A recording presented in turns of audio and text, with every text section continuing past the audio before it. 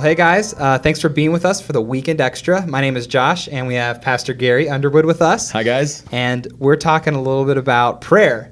And Gary, I thought you gave us a great conversation about how we see prayer in the everyday parts of life, that God is always with us, and we can talk with him whenever, about whatever. And I think that's so important because it's the part that we miss the most. But there's more to prayer than that, especially when we look at the life of Jesus. And we see that he actually went to be in solitude sometimes, or he'd be alone in prayer. And I just thought maybe you could unpack for us a little bit about why he would do that and why we should do that. Even though God's always with us in every circumstance, why would we value being alone with God like that? Yeah, I love in Jesus' life, you see him modeling for us, and just for his own life and ministry, like, I have to be close with my Father. I have to have time with him. He's the one, like apart from God, we can do nothing. And Jesus said, anything that I'm doing, right, it's God's power, it's the Father at work through me. And so there were times when, whether it was physical, just tiredness, or the chaos swirling around him with the Jews and the crazy disciples, sometimes they got it right and sometimes they didn't. But you could see Jesus choosing to get alone with the Father, choosing to go for a walk or spend time alone with God.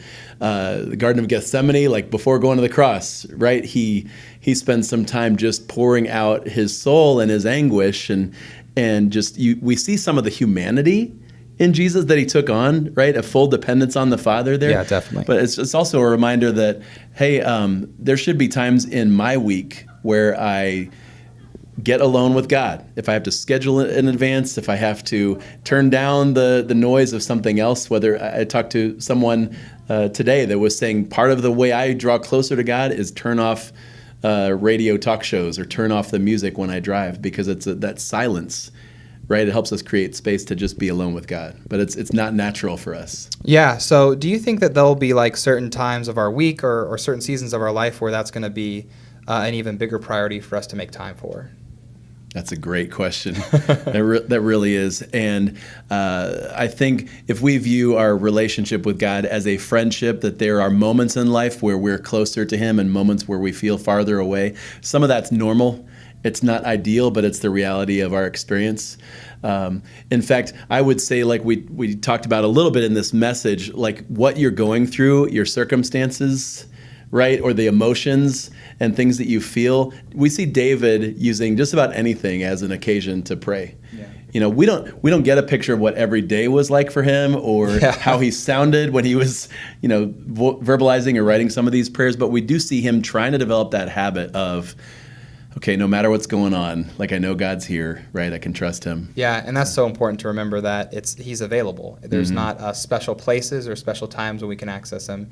It's all the time. And there are definitely seasons, I feel like, in my own life where I've been aware of that need even more and have made it a great priority. And sometimes it's just the little investments, the little conversations. Like big changes in your life. Yeah, like having decisions. Kids or new job or moving to a new place called Ellet, like whatever it is. You've been through that, yeah. Yeah, but Sweet. those should be seasons where we draw closer, right, and not ignore the voice or the presence of God. Absolutely. So, Gary, thanks for being with us. Oh, and yeah. Thank you guys for being with us for the Weekend Extra. We'll catch you next time.